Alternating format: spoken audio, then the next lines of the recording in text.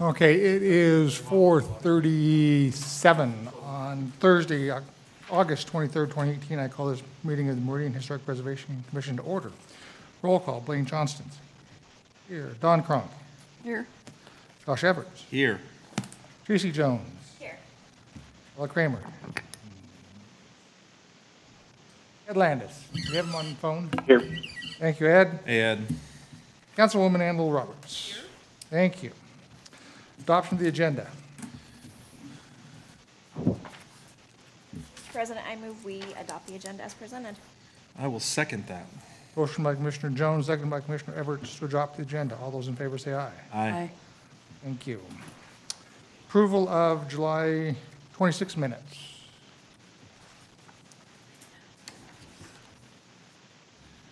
Mr. President, if there were no edits, I move we approve. They're the ones that were posted. I'll second that. Motion by Commissioner Jones, second by Commissioner Cronk to approve the minutes of July 26. All those in favor say aye. Aye. Motion carries. Approval of the monthly financial statement.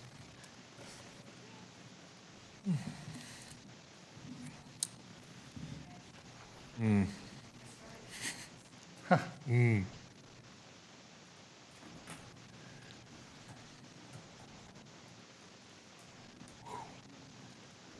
there we go.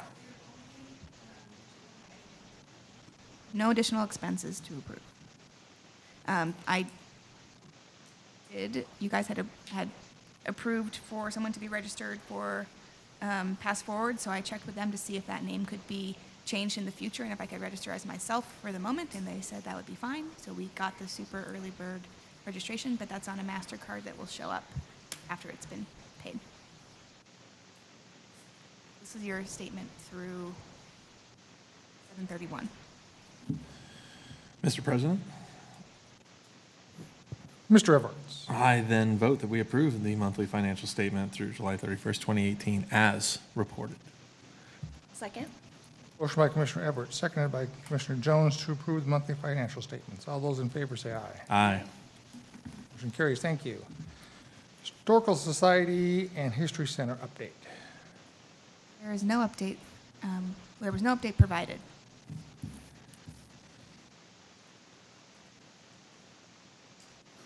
And we go on to new business. Whole film presentation. I just wanted to take a moment to introduce Brandon Hull to you guys. He had called me around the time that the RFP was released for the property photos, but what he has to potentially offer to HPC is much larger than a still property photo shoot. So I asked if he would come and present to you guys to share what kind of work he does and some samples of what he's done and see if there's a project that you would like to utilize him for in the future. So everybody, this is Brandon Hull, and he's a local resident, but works on a lot of large projects throughout the nation. And what high school did he graduate from? Meridian High School. Oh, hey-o. All right. Meridian High School, class of 1991. And I'll tell you, A it was youngster. different. Yeah, a You're younger? whippersnapper. No, you are.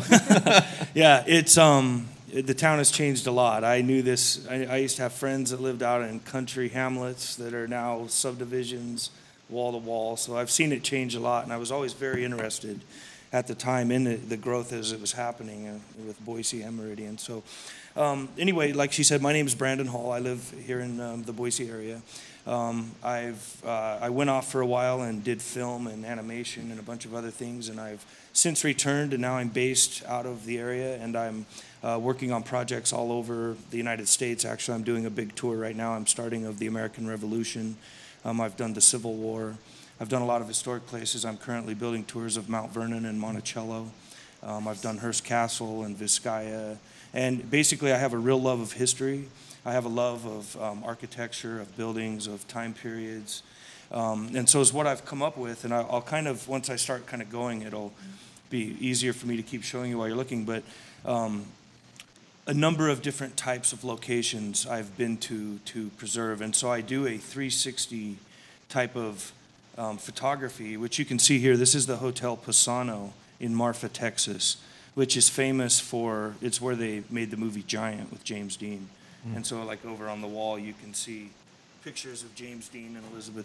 Sorry, I know. That's Let me get the mouse back here. Nice. So you can see over there, but and I'm going to jump.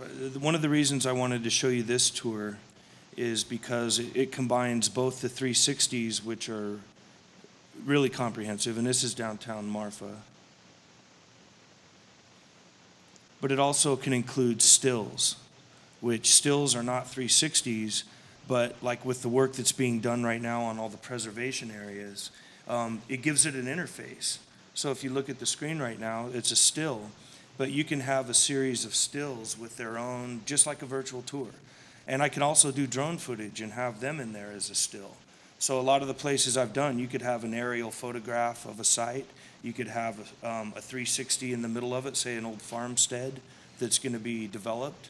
We could do a beautiful 360 in the middle of the farmstead where you can see the barns and the sheds and the house and, you know, animal areas or whatever. But then we could have individual stills of the shed, a still inside the barn, or, you know, we can do it however you want, really. But the main thing is just like this, and some of the others here I'll show you. Like here's Monticello. I'm currently working on this right now. It's also got augmented points. So when you have a location that's turned into a 360 or a still, you can have clickable interactive points in it that then bring up themselves zoomable photos, historic photos with a description. And so I did a project about 6 years ago for the Boise Sesquicentennial for the Boise Arts and History called Remnants of Boise. And some people have seen that. It's on the Boise Arts and History website.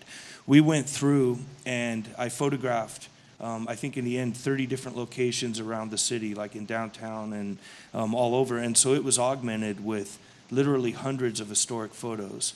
So when you were at the corner of 8th and Main in a 360, you could not only see the Overland Hotel from the 1880s, you could see the Eastman Building, you could see it without the Eastman Building after the fire, and then you could see it with the Zion's Bank Building getting ready to be built. And other historic places around the city, like around formerly the area known as Chinatown. There was a chance to show, because a lot of people have these vague, distant memories of downtown Boise when they were growing up, if we lived here in the 60s and 70s or 80s, because it was mostly torn down. And a lot of the buildings that remained, you know, people still have visions of the old YMCA in downtown Boise, but they can't remember where the heck it was. So my idea for Meridian is, as a city that's changing and that the density is going to continue to change and grow, especially in the downtown area, and it's only a matter of time until you know, is the picture of the streetscape today. There's going to be a hole in the ground eventually with a 5-story building going up. Tearing, you know, I mean, I know so one of my ideas that I presented at one time to Boise when they were talking about the streetcar was to do almost like a time lapse, to do a series of 360s with a map. And that's one of the things that I should show you, is there are ways to include like maps into the, like, so here's one of Monticello, where you could have a map of a city that just basically gives somebody a general idea of how the lay of the land is. You can also have Google Maps that have them exactly on the street and address where they're located if somebody wants to find them. So combined with that is to basically create something where, and there's going to be one of these in the Mount Vernon tour coming up, where I did some shots in rooms like what's called the Nellie Custis bedroom, which is George Washington's granddaughter. And then they found out through historic preservation later, and they restored the room, that it was actually a chintz room with like Chinese style bedding and things like that. So I redid it later, but now you can have a time transition where from the same exact spot, you can click one button, like this arrow in the bottom left, right, for example. With a click of one button, you could see it as it is today, as it was 5 years ago. So for a city that's ready for such growth over the next 20 years, I mean, my gosh, there could be 300,000 people in Meridian. Really. You know, this would be a chance to build like a bedrock historic project and to have Meridian as it is today. And to tell the story of the city and to preserve things that, you know, it was easy. Like when I did I wish I could maybe I should try to pull that one up. Here's some other stuff. I'm currently doing a tour like this for Moab right now. And so Moab has like 30 locations that highlight iconic areas. They highlight the town, overviews of the town. But with the POIs as well here, I dig into their website. So they've already made a website that lists all the hiking trails in the area. I don't need to remake it. So, and this one doesn't have a lot of augmented stuff. They have a PDF for the travel guide. And so incorporating things like that, existing collateral, just mean that you can, the way I explained it to Hillary earlier, if you imagine a website, if you're going to build a website, you're going to have pictures on it, a website is full of graphics and pages and margins. With these, I'm taking a full screen 360 where the image is the website. And you place these points, just like at Monticello, you put them exactly where they go. So everything is placed exactly where it belongs. John Paul Jones. If you had a website with a picture of John Paul, it wouldn't, it doesn't quite connect it the same way. So in that respect, and I think in my demo here, this is from, I do have some stuff from around Boise. Here's Tree Fort. And there's a number of other things around in here, like the Shakespeare Festival. And so in some ways, this tool serves multiple purposes. On one hand, it can be a historic preservation tool almost innocently. At the same time, it's a marketing tool.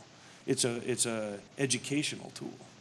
And so with like the stuff I do with the Civil War, like right now, I've done 110 Civil War battlefields for the Civil War Trust, all over in 16 different states, like everything from Gettysburg to Vicksburg to Atlanta and Charleston and everything. And it gives them a tool by which you can provide almost like a first-person understanding. There's a lot of battles where you see a little black and white photo that's 3x4 in a history book, and there's one person. You don't know what's going on, but when you see where that photo was taken, you see where the troops were lined up for both sides. You see things like there was one question in the educational guide they were able to build using this, which was explain the difference, this is at the Bloody Lane at Antietam, explain the difference between a natural and a human-made barrier. Where a natural terrain is a little hill, a human-made barrier is a wagon road that had dug a hole in the ground. And so the Confederates down in the wagon road didn't know there were 10,000 Union troops about to march over the hill with bayonets until they saw the bayonets come over the hill. And it's easy, you could try to explain that to somebody, or you can put them in that position to see for themselves. That, yeah, down in this wagon hole, you wouldn't know there was a whole corps about to come over the hill. So it's basically, is what I was thinking is we could look into building an interface maybe right away with a test or something small, like a shoot with like a single 360 and a series of stills, like of a particular location. And once I build you an interface and a system that would be used in all the tours, then we could shoot locations all over town.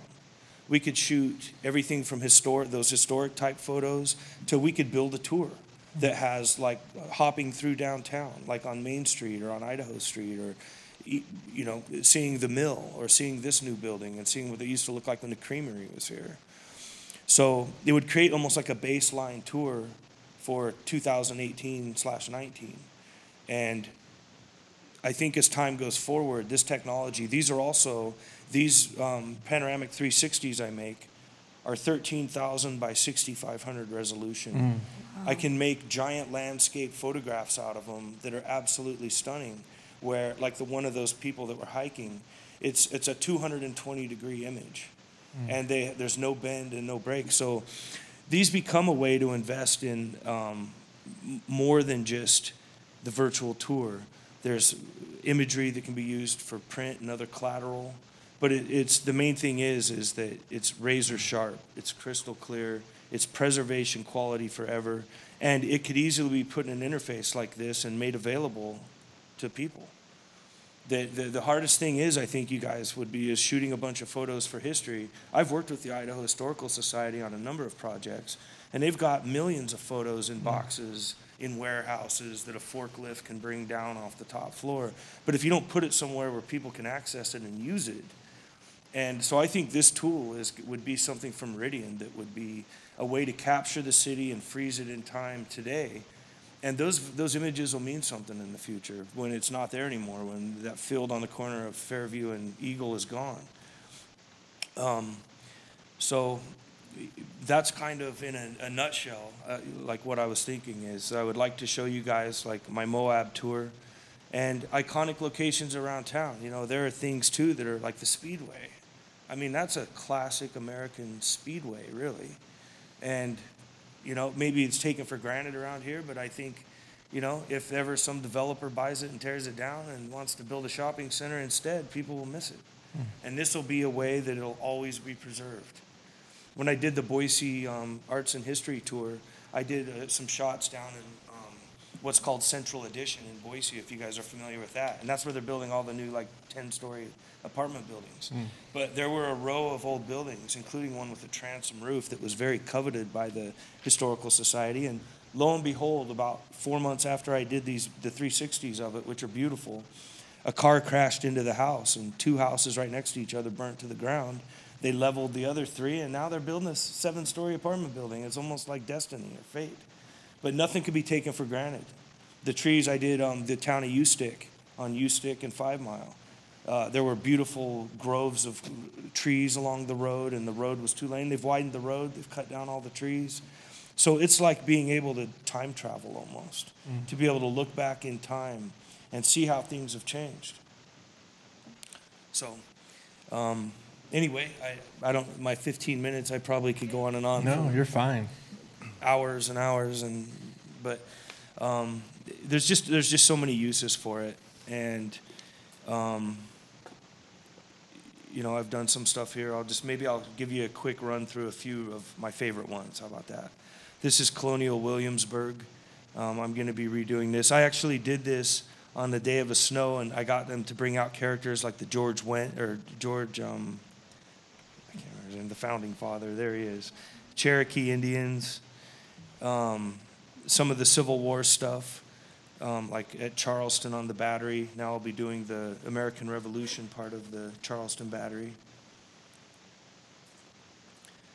And, you know, everything's perishable to me as a historian. Everywhere I go, every time I get to take a shot like that one, I just imagine to myself, like, what's happened to so many other beautiful old homes and buildings that were 200 years old as a fire or something like that. And so I'm always appreciative every time I get to do something like this. And here's Lookout Mountain at Chattanooga. That's Moccasin Bend right there. That's where the Trail of Tears began. This is where the Cracker Line crossed right here. Chattanooga, the Union Army was besieged. They were trapped in the town, surrounded by Confederates on mountains that controlled the rivers. And so Ulysses S. Grant, they snuck in over here and crossed and saved them. And so there's a lot of stories that can be told. And these are... Can I see the Fredericksburg one?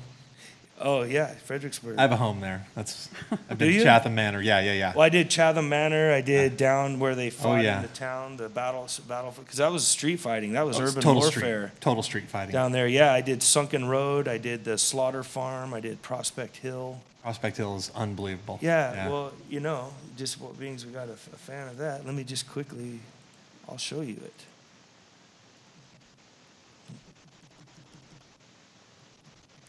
This is a preview, actually, of my, it's got the 110 locations of the Civil War in it. Let me see, that would be between the capitals. I did Charlottesville, too. Yeah. Or Chancellorsville. Chancellorsville, yeah. So up here now, you're... Oh, yeah.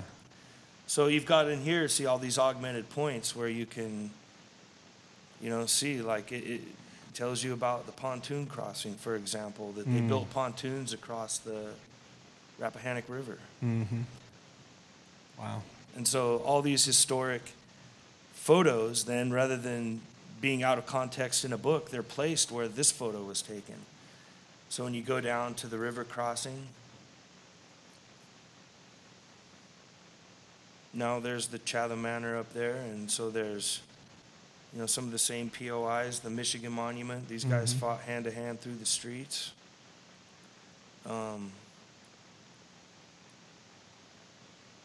Fight for the town. This is right in town. So things change, you know, as time goes on. And this here, this freezes Fredericksburg in the 150th anniversary of the Civil War. Mm-hmm. You know, there's a lot of famous photos right here. This is where Lincoln stood when he went there. And the Chatham Manor, the first one that was on there, was actually supposedly the only house in which both George Washington and Abraham Lincoln both stayed. But with these, you know, these photos, you can zoom in on them, look into the, I mean, that's what I love about it, because these, when you start tying together with this, the people, because the same people are in the same battle after battle, and it was always so confusing with the Civil War, because there's just so many battles. This is a way to bring it under one roof, in which people can, and you know, look through, and you can, oops, it's okay, I might have clicked it. Down the sunken road. Maybe one of the greatest sights of all, which is at Chancellorsville, was the outflanking maneuver by Jackson when he actually went around through Poplar Run with an army. I know I'm way off track right now, but you know, I got it. So, and then he ended up here. He lined up his army on this hill right behind us, completely lined it up, and all the Union 11th Corps was over here, which were all the foreign troops. And they didn't speak English. They'd already stacked all their rifles. They had great big fires burning, cooking meat on the hoof. And all of a sudden, Jackson attacked, totally surprised them, and ran them off the field and ate all their food. Mm-hmm. But Stonewall Jackson died later that night. So yeah. Anyway, so that's how the history works for me, is with these, is to turn these locations into something that years later can be reused even for other purposes, that can have interactive with, you know, Meridian's historic photographs, newspaper articles, any videos or film footage that might exist, maps and plats that showed the growth of the city. All those things could be augmented into it. It would be building a tool for all time for this city. It would bring everything historically that ever existed, could live inside of it as an inhabitant, like an inhabitant piece of collateral. And so, Mr. President. Commissioner Everett. So, Brandon, you mentioned like a pilot, like picking an intersection, you know, Idaho and Maine, whatever, maybe out here where we already have some assets of like pictures of the Telegraph Building, Heritage Building, whatever, that we could leverage up in there. Would you recommend something like that as a way to kind of present the concept, not in the abstract as far as what you've done historically, but here's one, you know, 360 shot where we provide you some media, then here's some high quality, you know, whether it's historic or current images of some of the things that's in that 360 field that you could then map and then come back and present. Is that something you'd recommend? That's sort of like what I do in a lot of these cases, like with the upcoming Revolutionary War shoots. I'll be starting in Charleston and going to Boston. So I'll be stopping in places I've never been in a lot of cases and feeling it out. But with this, living here and being here would be the chance to plan and get like an amazingly beautiful sunset or something in it, and have all the lights on the streets and plan for it. And I know there's that little area on, I think, Idaho between Maine and one more block over. Second. I love it over there. Yeah. I always loved that old building. And I actually did a bunch of photos of that building for New Design a while back. But I think in there it would be a chance to maybe look at some of the historic buildings around. I could do a set of stills of the buildings. I could do a main 360 of the intersection.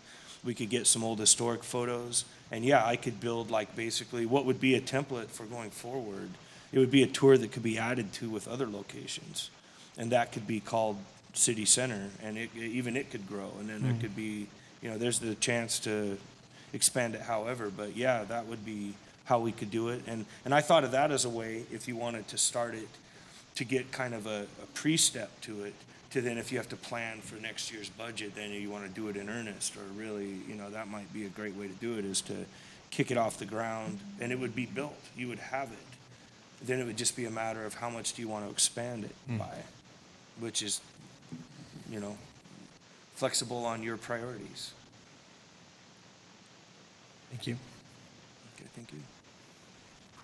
Mr. President. Ms. Jones. I'm insanely interested in this. I was looking at the website and clicking around. I think the ability of what we could bring into downtown just with visitors checking it out and using it, but it ties in really nicely with the comp plan and then also with our conversations of the History Center and what do we do with all of that. I mean, we've got a basement full of images and plats and things that nobody can see, and if you can link that to the walking tour app and then put that on the city website, could be crazy what we could do with this. And I mean, I think it's a really, probably a long-term goal. But as we continue to grow and develop downtown like we want it to, that's part of what we're trying to do, right, is continue to develop downtown. I think having the ability to kind of snapshot it and freeze frame it, and I know one of the properties that we're talking about on some of our old business is a home that you went and checked out that was a pretty good replica of a Frank Lloyd Wright property, and it would be awesome to have images like that you could post on this, and as we come across these homes that are going to be demoed for development. So I'd love to see a Meridian specific demo or something like that, a prototype that we could take and move forward with. And I'm not a tech person, but how easy or hard would it be to put these in a walking tour app? Difficult. I know that the current support inside of the mobile app is just for still images. Okay. Depending on how mobile enabled this kind of a web experience would be, we can certainly provide external links in all of that. My thing is I get nervous when people try to tie too many technologies together. I think the purpose of the walking tour app is a geospatially driven. I'm walking around with my phone and I'm getting information about properties I'm standing in front of. But we've paid to have some really great pictures taken where this is a really immersive experience that could be used in a classroom.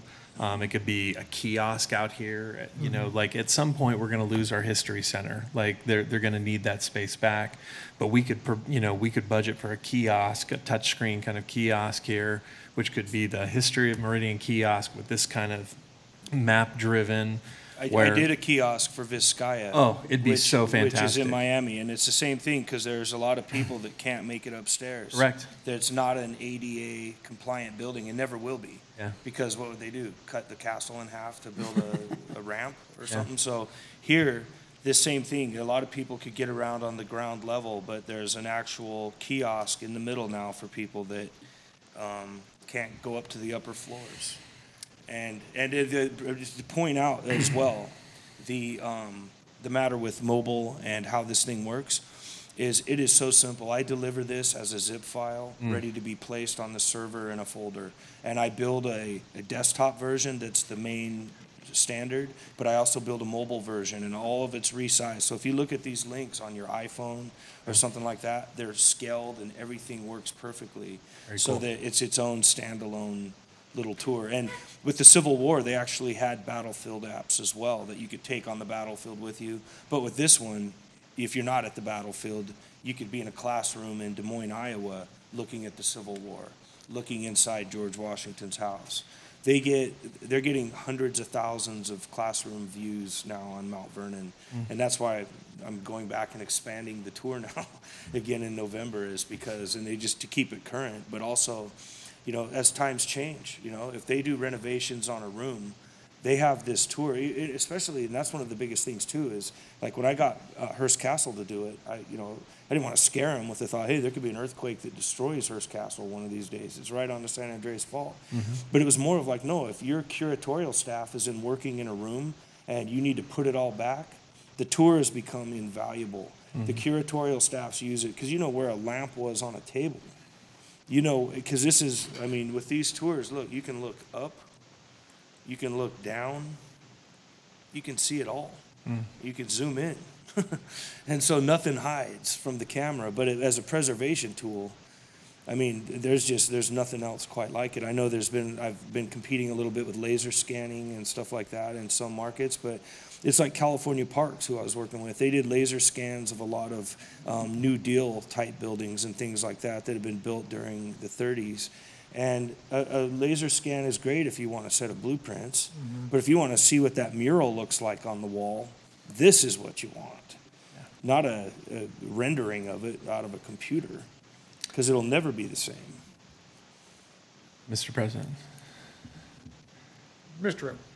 I also believe that beyond historic preservation, I think that I've sat in enough economic development meetings at this point that like this is such a rich tool. Like, no, I don't want to disparage anything that we do as a city, but this is a storytelling tool that when we have, you know, XYZ brewery that's looking at downtown Meridian as a potential site, to be able to give them a visual, deep, immersive walkthrough of our downtown, and this is here, and physically be able to walk them through that at this kind of quality, like that just makes us look so high speed and like so ready to bring in like real players into our old town. So I just think I think it maps perfectly with everything that we've been doing for the last 4 years that I've been serving here. So I love it.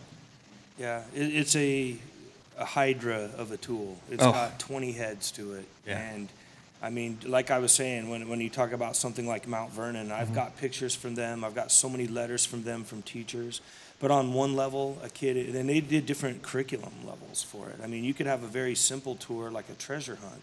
Find George Washington's pistols, you know, that are in his office or something. But then you could have it up to a college level accredited, you know, where people, I've sat with people that are experts on the Civil War, and they're not going to last too long. Even people that work with the Civil War Trust, they haven't been to, you know, some of these places. And when you see it, you're like, oh my gosh, well now I know. Well, they ran down the valley. Wouldn't you run? And this shot right here too is a really fantastic one of Riggins, if you guys have ever been up there. Because Riggins down here, here's the cemetery. You go around this hill right here, you can never see both halves of Riggins. Nope. So with this photo that I did as a 360, I can turn it into a 220-degree image where you can actually see both halves of Riggins, which was never possible before. As well as the time zone rapid. I don't know if you guys caught that. Yeah, the bridge. Yeah. Time zone's right down there. I have punched that. So I did a big tour at one time. I did like 70 locations for Visit Idaho. So I've done like up and down in all 7 regions. I did the Boise CVB as a tour that's on their site that has, you know, like that's where that tree fort shot, and some of the ones like the Idaho Shakespeare Festival. So there's really like with this art form, I guess what we should call it, there are ways to, you're going to do something that's a historic or an archaeological site or a piece of architecture, but you can still make the scenery and the environment be beautiful. And that makes it even more appealing to look at when somebody sees a site that has been taken time to make it look right, to make, you know, and I spend a lot of time on these images and stuff. And so it's no small thing to even reach out or be interested in doing a project.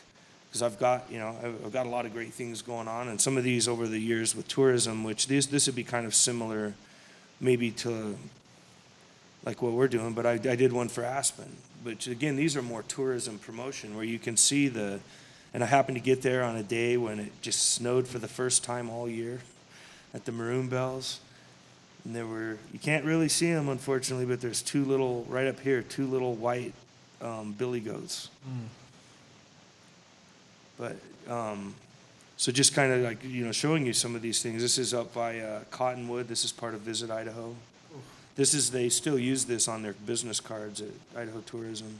And they have prints. If you ever go to Idaho Tourism, down in all the office, all the walls are covered with all these prints from back in the day. But so to me, every frame is a jewel.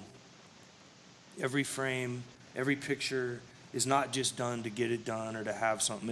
It itself becomes, hopefully, a work of art, in addition to being just the fact that it is what it is. And here's at the train depot. I collect Peter Lick prints, and so I see this, and I'm like, this is like an Idaho Peter Lick is what this is. So I dig it. Yeah. Even the beautiful tulips in the morning. Oh. So, yeah, it's thing is I live, you know, basically just outside of Meridian. I mean, I live in this town. Like with Boise, I was able to plan shoots. All the Boise shoots were done on days with white puffy clouds and the most beautiful blossoms, or the trees by the river being golden. And so, and it sort of has a residual effect, I think, because people already have heard so much about this area, and people are dying. I mean, I was down in Marfa, Texas 2 weeks ago doing a shoot, and the guy, this German guy was there, and he'd been hearing about Boise, but the thing is some of the stuff he showed me, he's like, hey, I was looking up Boise, and look what I found. I'm like, man, you need to find some good collateral, you know, there's better things to see than just that. And so people, especially when they've never been somewhere, they start sometimes with the state tourism portal, or they end up on a city CVB page, or maybe even a city municipal page. But having access to what's really it's like is sometimes hard to find, and it can be, a lot of the places I've even done, I've went to places where I was like, oh, I can't believe I'm gonna go do this. And then you get there and it's like, oh my gosh, this place is amazing. It's never been photographed right. Nobody knows what is here. And now they will. And so I hope I'm not to blame partially with that Visit Idaho tour for why there's so many people moving here. I have thought about that before,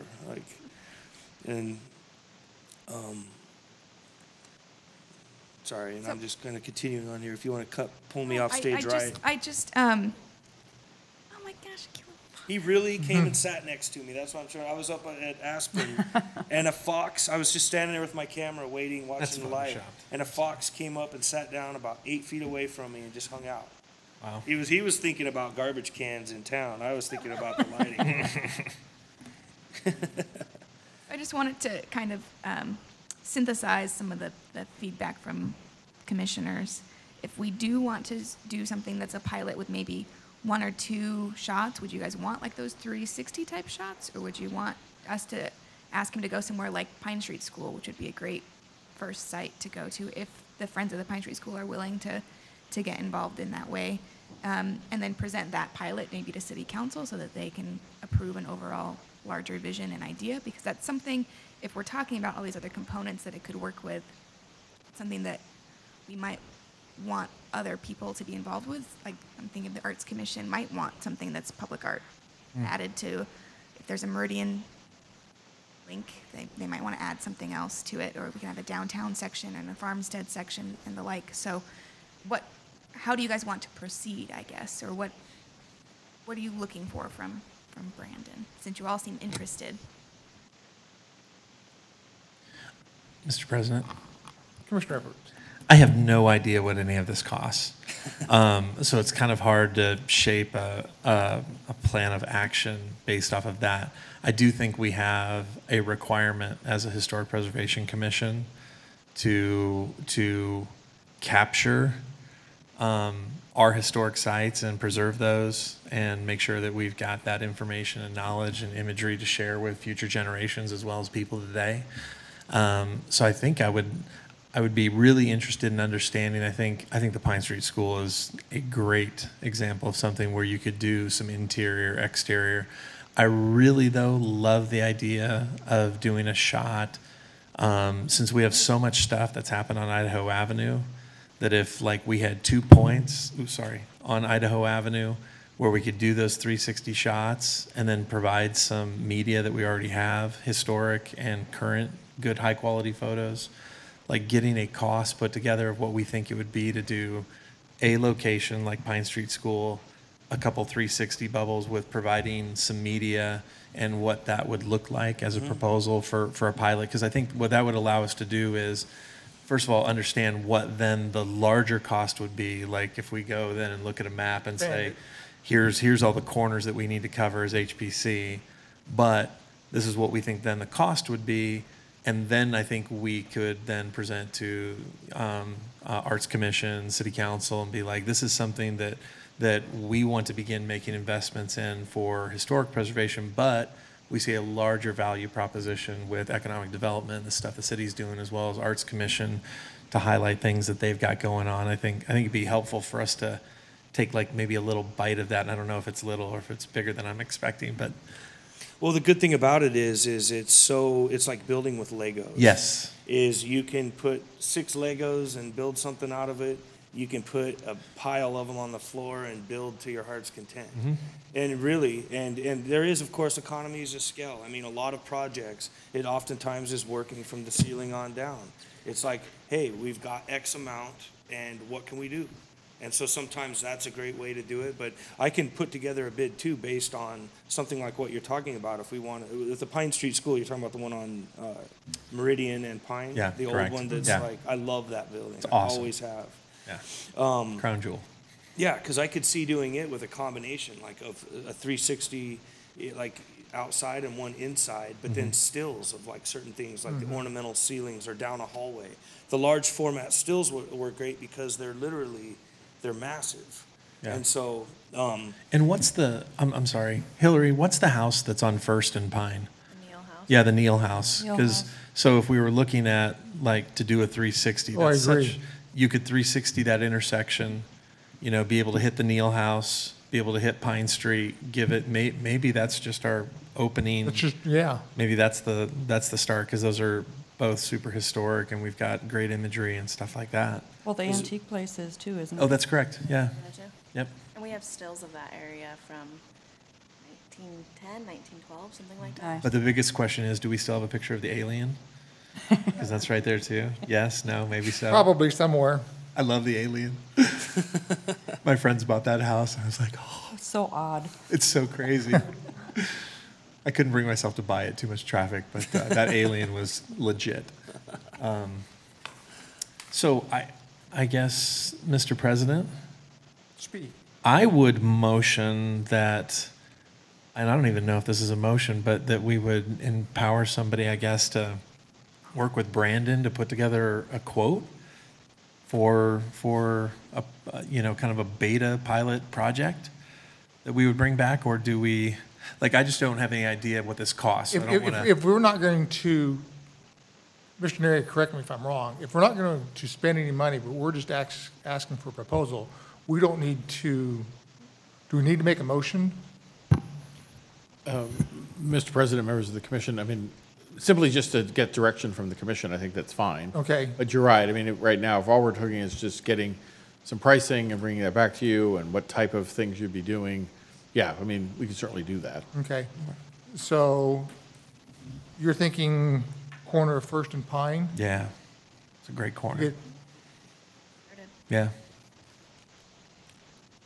First and Pine, I think and the First and Pine, and then I think doing an interior if the Pine Street School's open, opening that up and doing more of a comprehensive shoot in there. I think that would be a really, really great. I mean, that's not going to be wasted, even if that Right. is the extent of what we ended up doing. Right.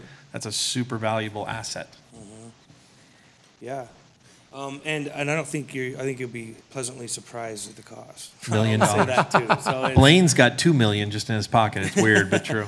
oh, well, $2 million. That's good. Well, enough. you are a native. True right? story. Yes. Yeah, the natives get like a 40% discount, right? I heard 40%. You heard that. Did you hear 40%? That's on the record. And Little wrote that down, so we got 40. No. Well, that's great. So I think is what might be best then, if you want to put together a couple of the locations and kind of an idea, I'll put together what I'm going to do and do it for, and I'll, of course, undertake it. And I might end up overshooting a little bit and having, you know, if we're going to get inside the school and, you know, we're planning to do a 360 and 3 stills inside of it, but obviously there's a gym or some of those other things that, you know, might be worth getting. I mean, I probably will be inclined to try to make this be something that'll really show well for what's possible in the future. So, I mean, I'll put together a number for you based on whatever you want to do, but that will include all the interactive content. And then for the future, we can almost have like a menu for going forward. Like, oh, we want 1 360 and 5 stills and 10 historic photos. And we know how much that costs based on what our menu says. And so you can order it up, you know, as easy as that. So do you and I want to work to find at least a couple of locations to begin with? And then Yeah, I think that'd be beneficial, and I think I would like to do that in conjunction with you and I going down to the archives, because we do need to start that effort. And I would love to find some real gems that we can do some high-res scans of to add to this project. Like, I would love to introduce like some brand new, never seen stuff as part of this pilot, where we can really tie these things together and go, here's a new way, very visual, immersive, that we're going to represent this. And by the way, here's some scans of some stuff that's only been available if you're good friends with Lila. or you volunteer hours. Like it'd be nice to find a couple of really nice items that we high res scan and provide that, you know, even that picture, I couldn't believe the level of detail in that one Civil War, you know, photograph. Like we can get there.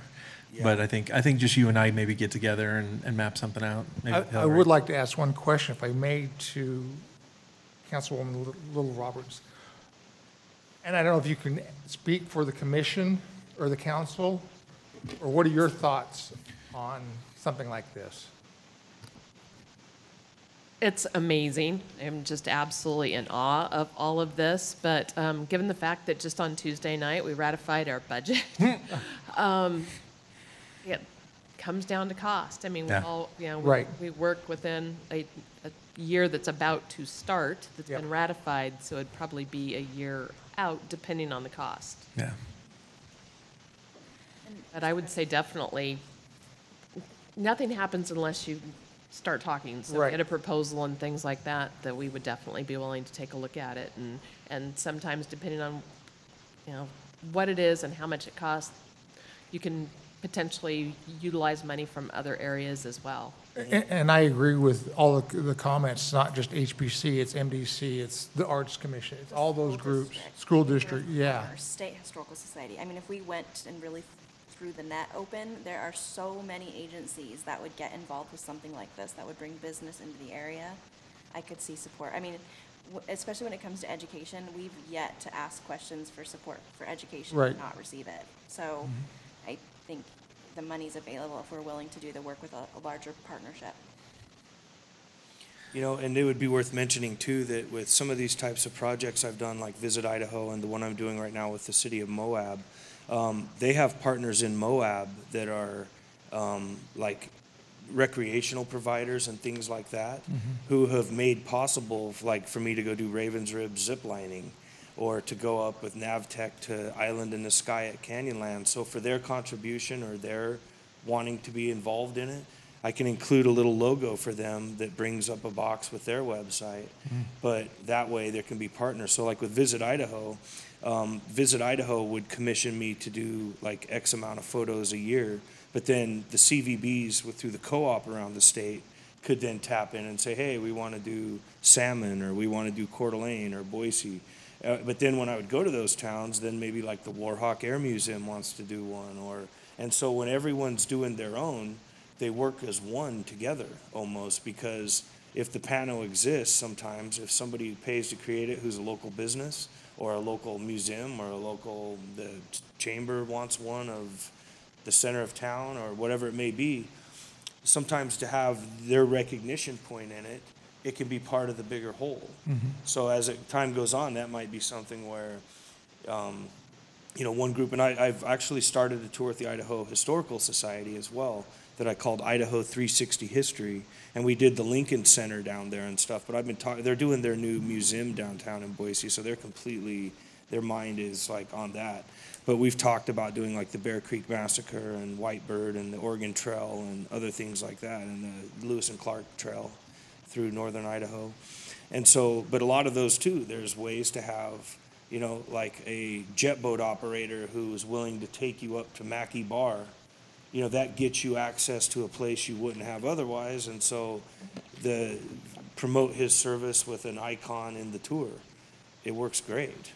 And that's one way to just have other people pay to help, because then no one group necessarily does all the heavy lifting, like not just the historical HPC, but there may be others that want to do it. But the same panel, if you got the chamber to do some of promoting the chamber's interest, then the same panel might be perfectly able to be utilized here too, under the same umbrella. All right.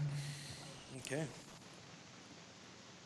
When you guys get together and pick your points, would you just send them to me, or do you want to send them to Brandon directly, and then he can create a You. We'll send them to you. Yeah. Okay, perfect. I'll leave you with Harper's Ferry. Brandon, thank you so Thank much. you so much. That was really, really amazing. That's awesome. That's awesome. Thank you very much for having me. I appreciate it. Oh, very welcome. All right. Would like to go to these places now. Right? I feel like I can see this better than I would if I were to visit it.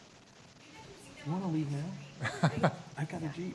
I know, let's go. Let's do this. All right. Leave them up. Crazy. Leave them up here and we'll look at them after our meeting. Yeah, this is just Yeah, you can crazy. see John Brown's fort right there.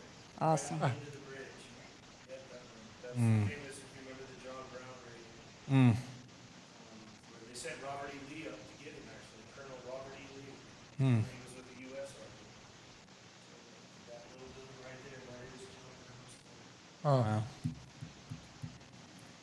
amazing. Little doll town. Thank you so much. Thank Thank you you. very much. So I have a comment. When you guys go down to the basement, I was one of the people that was down there, that we kind of cataloged what was down there. So Yes. Yes, I think that's a great idea. maybe I can come down there too and be able to find things a little easier. Okay. Thank you.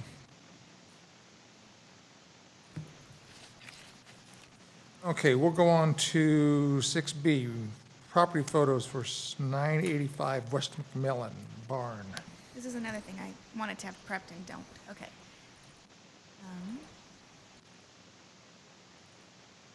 Sorry, guys.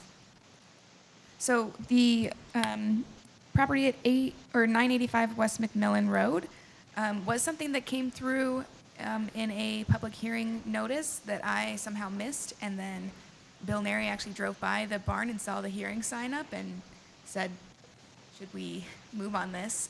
So I asked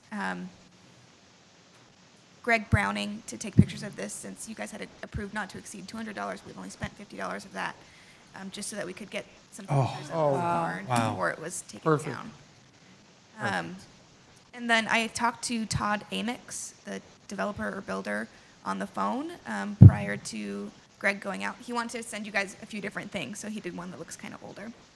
And he said, Todd Amix said that he's actually going to have that barn deconstructed, and then the wood kind of, I think he said it had to be like dried, and then it would be reused for interiors for other local buildings. So it's going to be repurposed, it's going to be reused. They just can't structurally move it, so it will be taken down. So Greg Browning took these pictures for us, and he did, like I said, a few different styles and techniques just to show you guys. If you guys want to look through these pictures more, I can send you the files, and you can tell me if you have a preference for, long term when we work with Greg, if you have a certain style, like if you just want it to be basic, or if you want it to be something more vibrant, or something specialized. If you'd like to continue seeing ones that are kind of specialized like this, just let me know. This one's really bright compared to this one. Mr. President, Commissioner Jones. I think for me, for the purpose of saving it historically, I like the ones that are not stylized, just so that we have what it really looks like. That being said, I see a calendar like Meridian Barns with some of these other images. I think the concept is cool of being able to do something more artistic.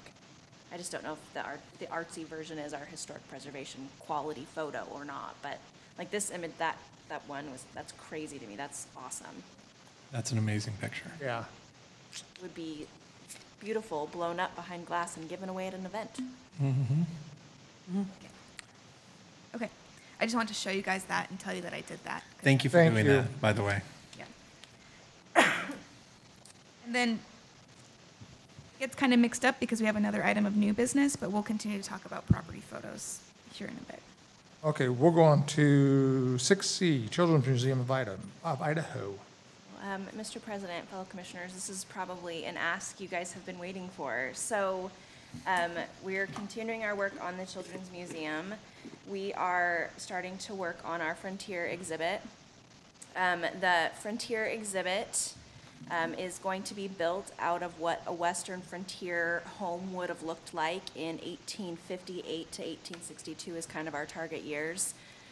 We'll be building a one-room cabin, a Native American teepee. There'll be the ability to load an authentic wagon, learn about the indigenous animals by filling their pelts. We're going to have an opportunity for the children to play with replicas of historic toys and things like that.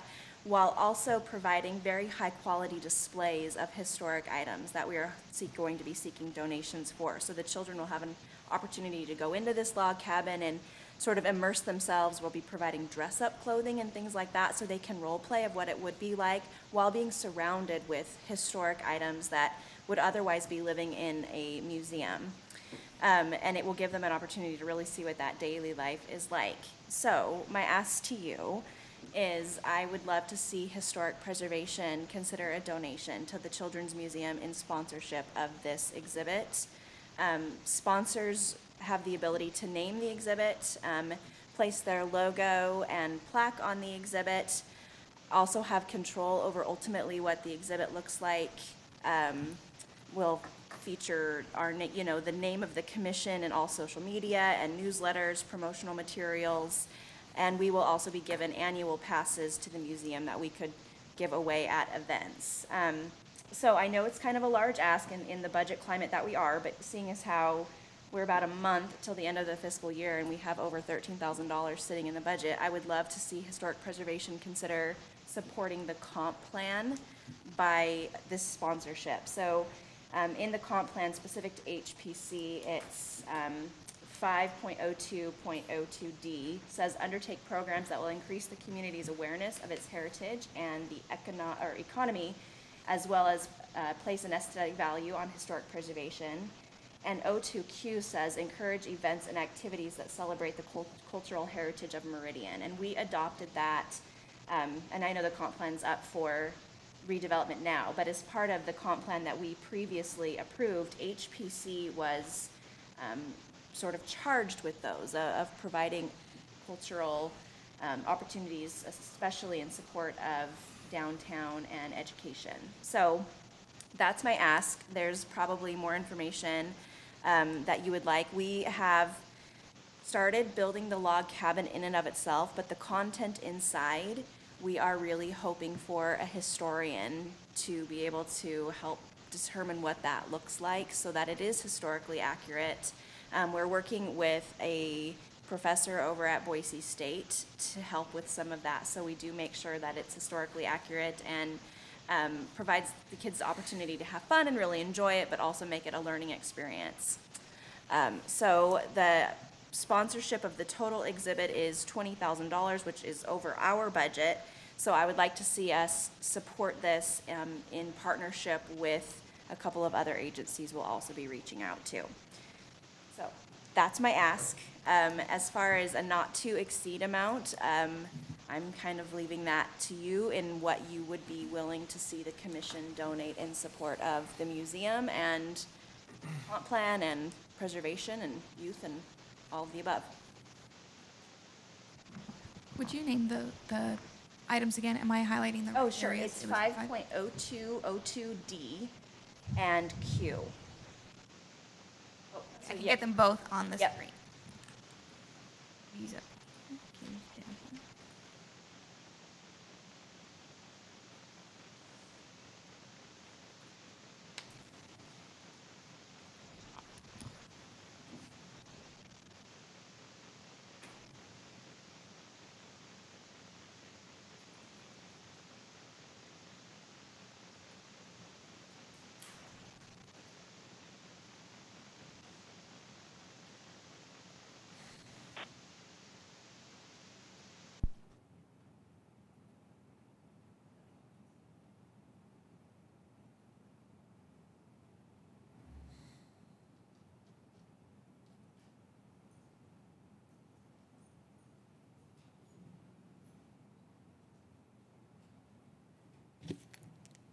Ask Ed if he's still there.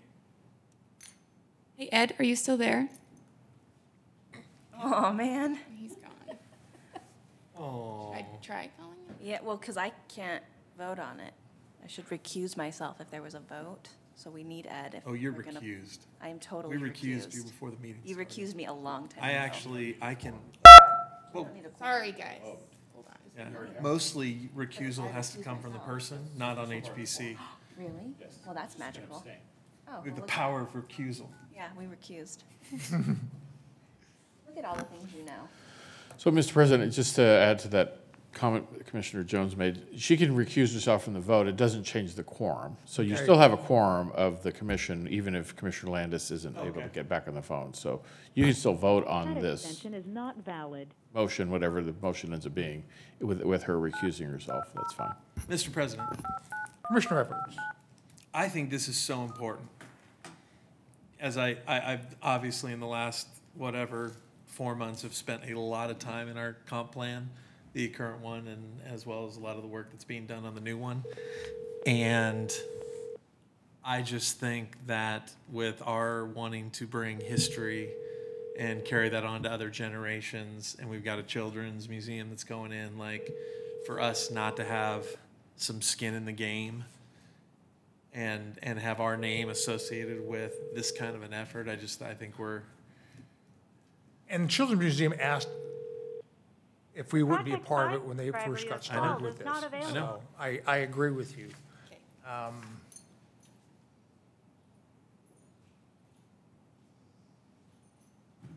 My only, and it's not a concern, it's just a question, I don't know what we should ask just to give them. I have thoughts, if you, I will listen to your thoughts. And then you will be recused. yeah, and then I will recuse again. So we want to spend some money on 7A. And I think in order to do what it is that we want to do for those properties, I think a not to exceed of about 2,000 is kind of what we talked about offline a little on that. So what our available budget, we wouldn't want to spend anything more than 10 so that we can complete that. I don't know what other projects we have in the next month. If we need to talk about the conference being paid out of this budget is, I think, yes, no? The conference would be prepaid, but it would. But next year's budget. Okay, so that's a moot point. Right. So we wouldn't want to do anything higher than a not to exceed of 10. Regardless of how much you feel comfortable doing, you'll have skin in the game. We, at the museum board, and as we continue to seek staff and open, having Meridian, the city, and the commission very involved in what happens over there is really important because we're the subject matter experts of what Meridian's history is and what we want to teach our children about it. So I think a financial contribution is really important, but also I would encourage us to stay involved in that moving forward too, just so that we make sure that as we talk about programming and things become open and we have the ability to host field trips and things like that and tie it into some of the other field trip programming that we're doing, we want to stay involved. I'm glad you said 10 because that's the number that came to my mind when you first mentioned it. So I'll leave it at that. Any other discussions? Comments? Motions?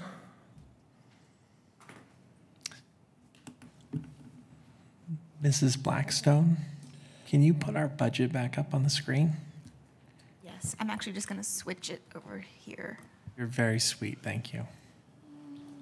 I really want your nameplate to change, though, because I'm getting super confused right now. I'm a little, And I that's- almost dropped a Bodner on you And that's so hard.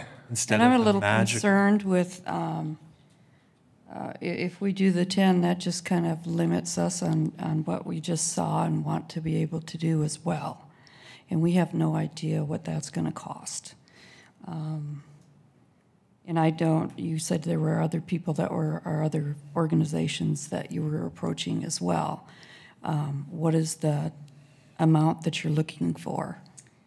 So it breaks down, there's a variety of, I mean, essentially every little chunk of the exhibit has a cost. So the log cabin itself is about $9,000. And then we've gotten some pricing on, the thing about the log cabin is in order to have the historic items in it, it has to be temperature controlled and it has to, I mean, so there's some HVAC stuff that has to go into that, which was $2,000. And the teepee, to put the teepee in the exhibit, the teepee was $1,500. So I mean, every tiny little chunk has a cost. So $20,000 was our estimate overall. That being said, we are reaching out, the other groups that we're reaching out to are private organizations. It's 2 developers that we're talking to about this exhibit and one other. and are building that ask around really what this commission is able to afford. So, Mr. President, Commissioner Everts.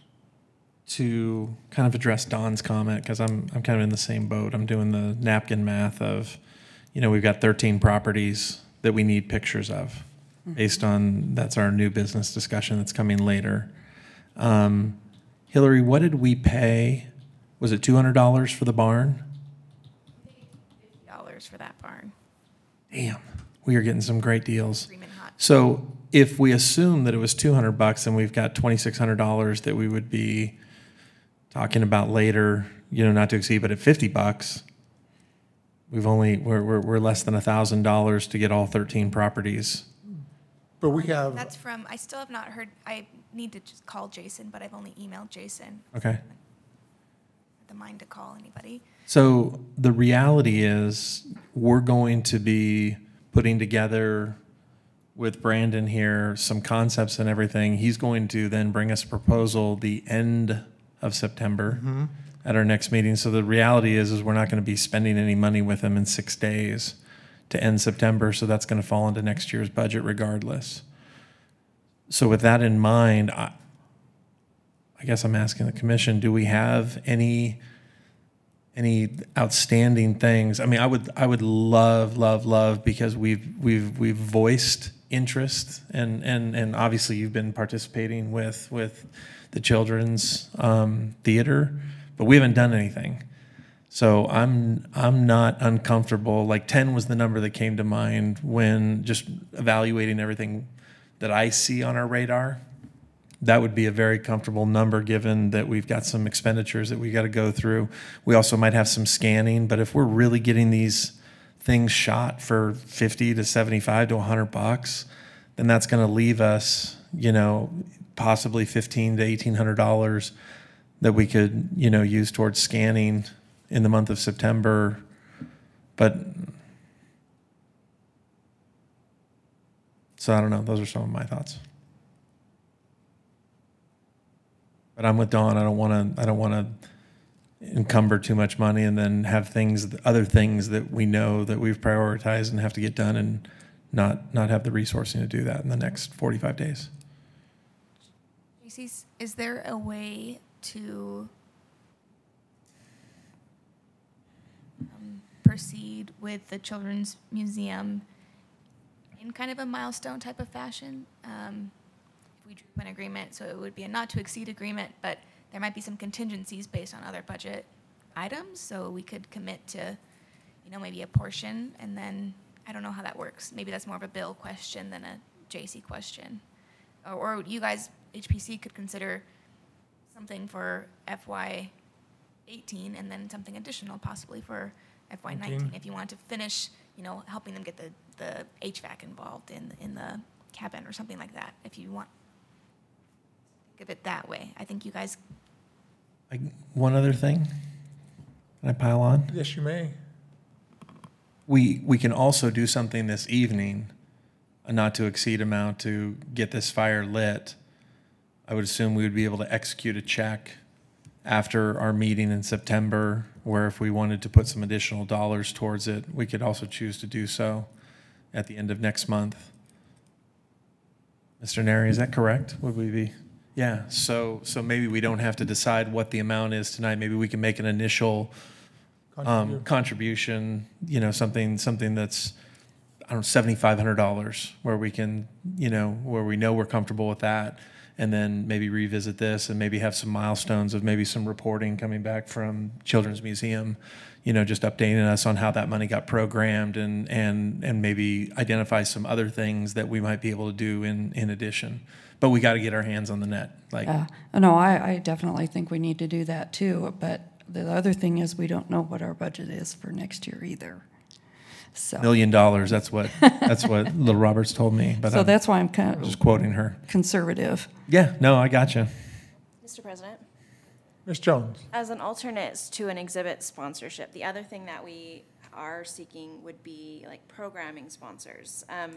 So part of the museum is that we want return visitors, and if you're going to buy an annual pass, you have to want those kids to want to keep coming back, and there's That means updating programming. And so some of our sponsors are essentially promising, we have one that's promising $500 every 6 months for the next 5 years. I mean, so there's things like that we can do depending on, obviously right now the initial focus is getting these exhibits built and installed. But beyond that, we have to be sustainable and we have to be, continue to be an attraction, which means updating content regularly. So there's multiple ways I Absolutely. need to get involved and stay involved. Are we in base budget? I'm not sure if, I mean, it's public, but I don't know what I'm doing, so I don't want to get into anything that. if Just it's a start draft, changing numbers. That people are like, oh, look at this. Well, I agree. If we just do at least part of it, commit part of it today, and then by next month, we should know what we're going to be having to. Dawn, I totally agree. Agreed. And I think even if our budget's less next year, it's not going to affect any decisions we make this year with this year's money. No. Right, so, Mr. President, Commissioner Everett. I would motion that we approve not to exceed $7,500 as a contribution towards the Children's Museum in our FY18 budget. I'll second that.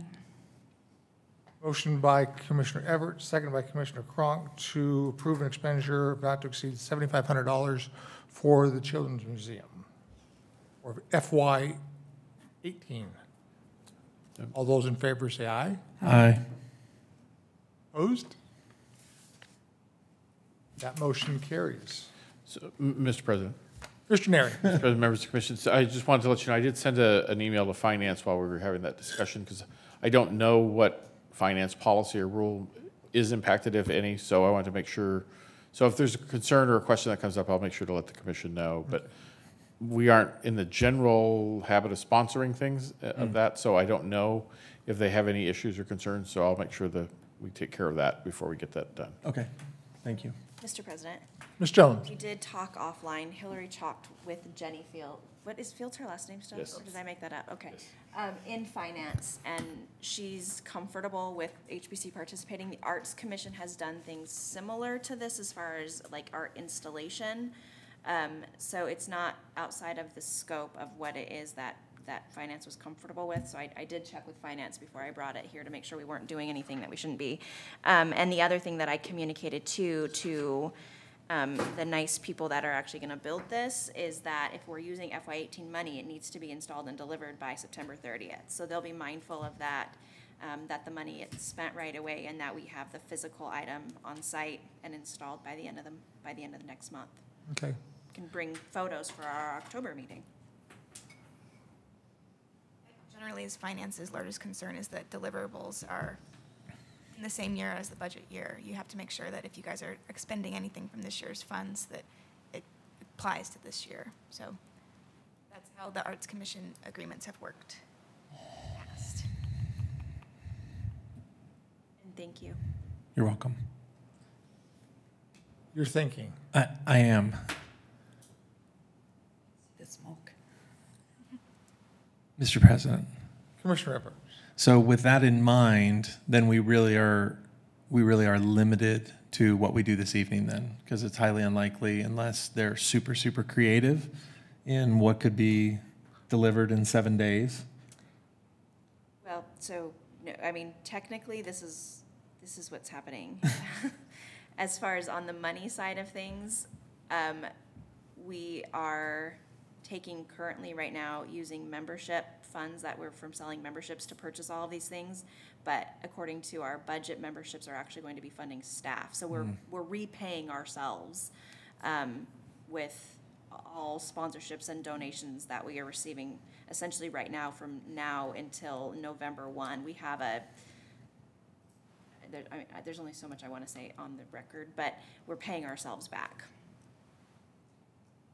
Do you believe then that there would be expenditures that we would get to at least look at our meeting? Oh, yeah, absolutely. Okay, then I'm good. Yeah, if as long as we know that Yeah. it's gonna be done, Yeah. I have no problem with that. Well, and we'll need, so that there will be, I mean, you'll be able to probably even come in and look inside the log cabin expect by to. next month. Okay. There Excellent. needs to be a picture of me and my great-grandfather. And is if- from Connecticut. Yeah, and we'll be starting to reach out to get the donations of some of those, the exhibit quality items we want to display in there too. So Good work. some of that's already up and running. Thanks. Back at ya. Thank you guys for your support. Yep. I will work with legal for those deliverables that will be spelled out in an agreement, and we can get that forwarded then to City Council if your not to exceed is 7,500. Thank you, Blackstone. Thank you.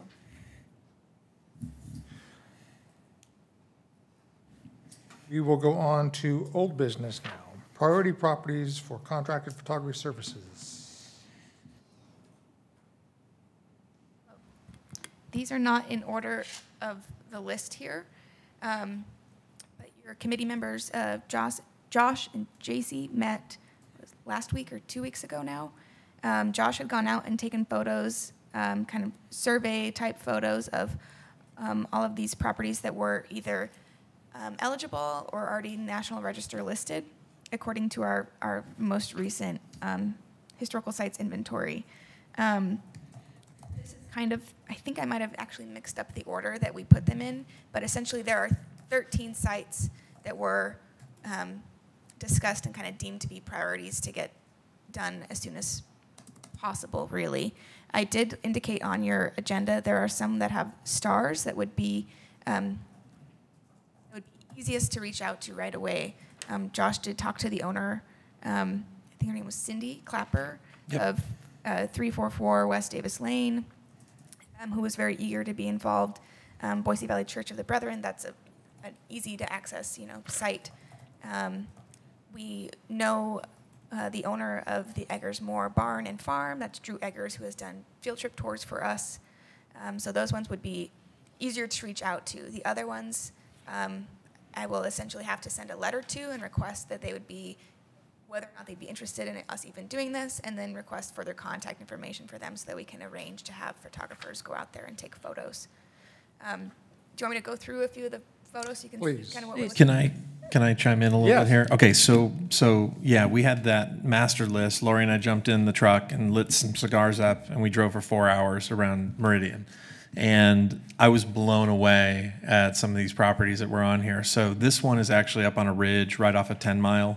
It's currently under renovation. Scroll one forward. I think this is the one that is the Clapper House. So this is a Frank Lloyd Wright inspired design. The inside of this house is extraordinary. So I met Mrs. Clapper. She's selling the house right now because she's old and she can't take care of it anymore. So she was asking me if I could help her sell it, and I told her that wasn't my job with the Historic Preservation Commission. But definitely a candidate, and she's very open to having a conversation of the interior on this house is just otherworldly. It's unbelievable. Some of the glass fixtures and things like that looks very kind of mid-modern in this exterior view, but the inside is extraordinary. And these sit up on the bench overlooking the valley. Scroll forward. That's the Church of the Brethren. One more. This barn, literally, I didn't include it, but there was a photo right before this because the house to the left of it is the new house that's right next to it. So as I was driving up the road, I was very unimpressed. I'm like, I don't know why this property's on my list. I'm happy because I'm smoking, and then I pulled like another 100 feet and saw this barn back there, and it's like these are the kind of things that are preserved right now that we can capture visually. Next slide. This is a property that has multiple buildings on it. It's actually got a gated fence to get into it. This is one terrible photo. There were two others that I had that were kind of looking up the gated view, but just, a full working farm in some very, very old historic properties that I think would be really great to capture. Next slide. This is kind of a whole compound of buildings. I think this is, I forget which farm this is, but some really, really cool barn buildings that were out there. And I made a point not to drive onto their properties, even though I was feeling very empowered. Might have been the cigar I was smoking, but That's Black Cat. yeah, correct. It is Black Cat. But some great properties on there.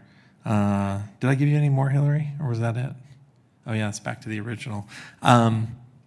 So I guess kind of where I'm at is I'd like to see us motion an amount of money, and this kind of goes back to the whole $50, $100, whatever it is, but I think we need a motion for an amount of funds and empower Hillary to reach out to these and activate our photography team and get all this done.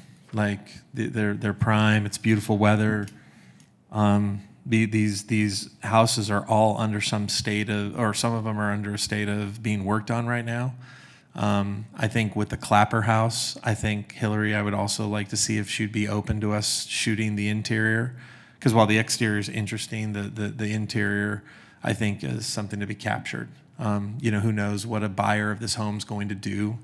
When they buy it, they might think the glass that looks like rainwater coming down in the middle of the living room is not clever and tear it out. And I would think as a historic property, we'd want to capture that.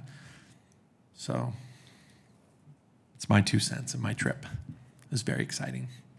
In your discussions with the owner, do you know when that house was built, who the architect was, any of that information? I didn't have any of that. I had the year it was built on my spreadsheet. Do you have that, Hillary? That spreadsheet you sent me, my target list? I don't think it lists the architect. Yeah, I just had the original construction. So the Clapper house, 53.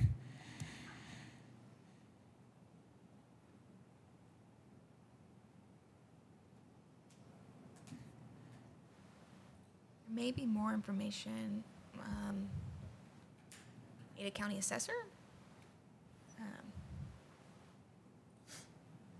Really quickly.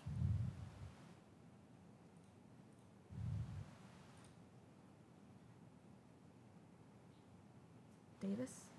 Mm-hmm.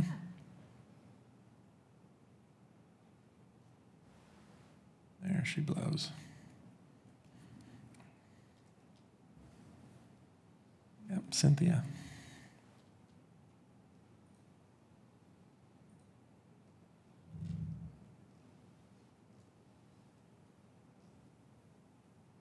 I don't think they normally list architect. No, I don't think they would. Find out, though.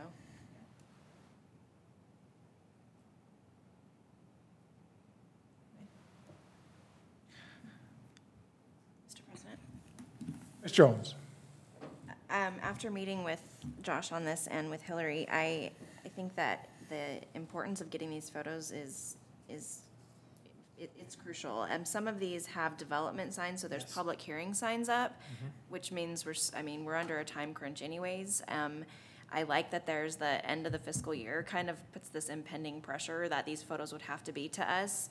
And I think some of the barns and the quality of these photos that we're getting, I think there's multiple opportunities we could use them for to potentially even get the money back later. Like, I think this is an investment that we want to continue to do.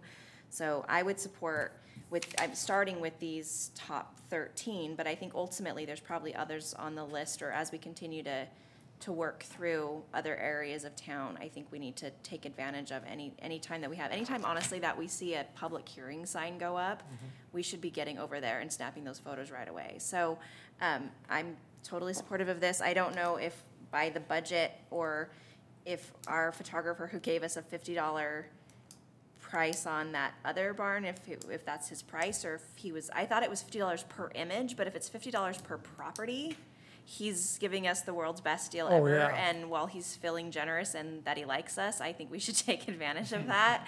I would say we discussed offline a not to exceed of 2,000 to photograph these, and that might give us a little bit more leeway on being able to get some interior properties, or the ones that have multiple structures and we're going to want to photograph the house or the silo or whatever, the granary, whatever it looks like out on the property. That might give the photographer a little more leeway and not feeling like they're bumping up on their hourly rate or whatever. So I guess a formal motion would be that I would motion a not to exceed amount of $2,000 for contracted photography services for the 13 properties identified and on record. I'll second that. Motion by Commissioner Jones, seconded by Commissioner Everts, for expenditure not to exceed $2,000 to photograph the 13 listed properties. Mr. President, Mr. Everts? am I allowed to make a quick comment before we vote? Is that allowed? Mr. Neri? are we wanting to limit it to these 13 properties if we in fact find one? So can you amend your motion sure. to be something more than the 13, Yes. but maybe on the list? I amend my motion for $2,000 to include these 13 and any additional properties that are designated of historical importance prior to the end of this fiscal year. I'll continue my second. I won't try and rephrase that.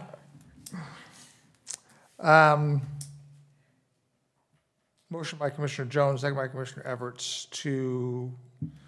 for an expenditure of actually $2,000 for photography services for the 13 listed properties plus those that,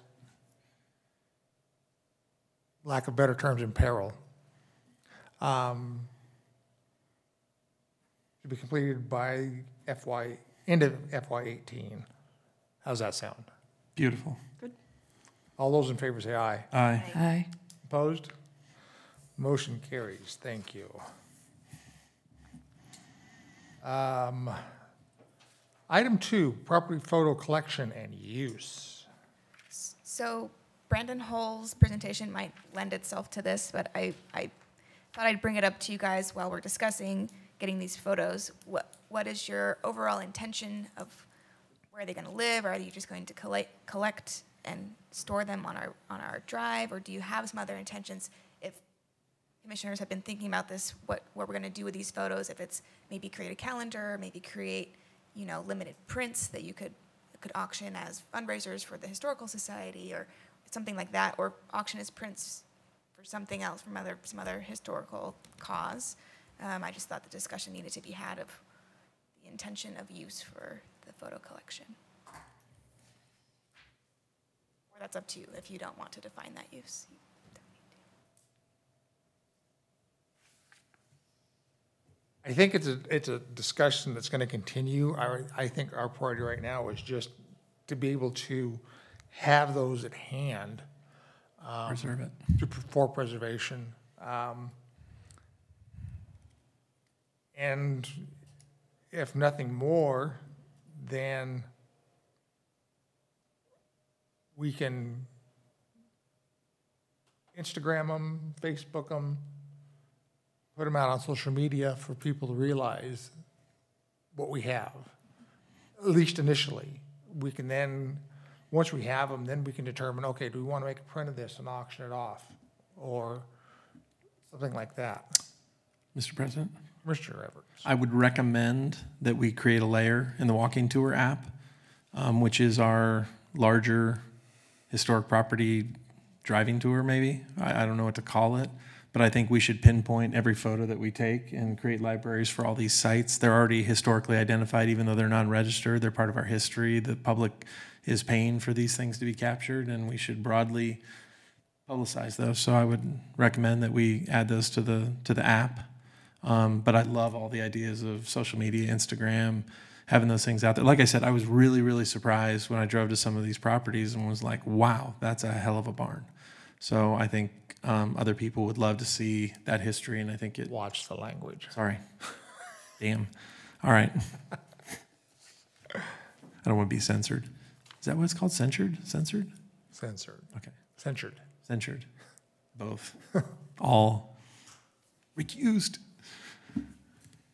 So we'll just, I think right now, let's just have that as an ongoing discussion, Hillary, until we can know for sure what we want to do with them. Pass forward 2018. Oh, I'm sorry. Oh, I just all of a sudden had a thought. Do you need help? You have to reach out to each of these people to get agreement to go on their property to get the photos by the end of the year. So do you need, I'm wondering about staff time. Like, do you need backup?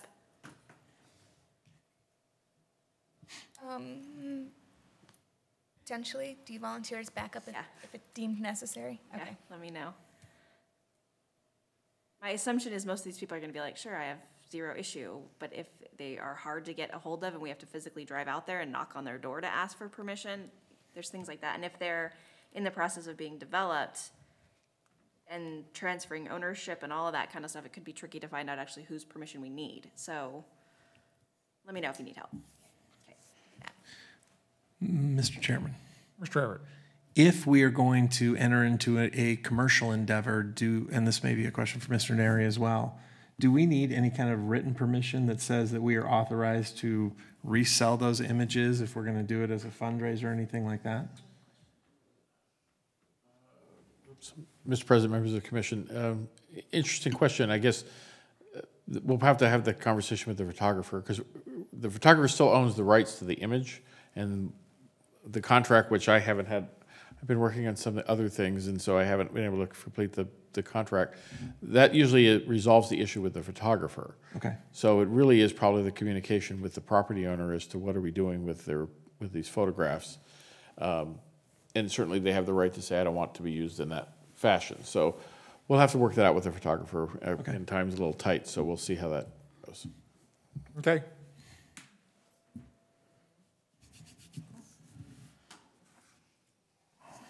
Now we'll go on to Pass Forward 2018. Oh, it's all me? So Mrs. Blackstone has submitted our information for Pass Forward. So at this point, I guess, since my term technically ends the end of October, I am going to resubmit my name, but no guarantee. So, we have a volunteer that would like to go to San Francisco this year. President, Ms. Jones. I would suggest we send Hillary.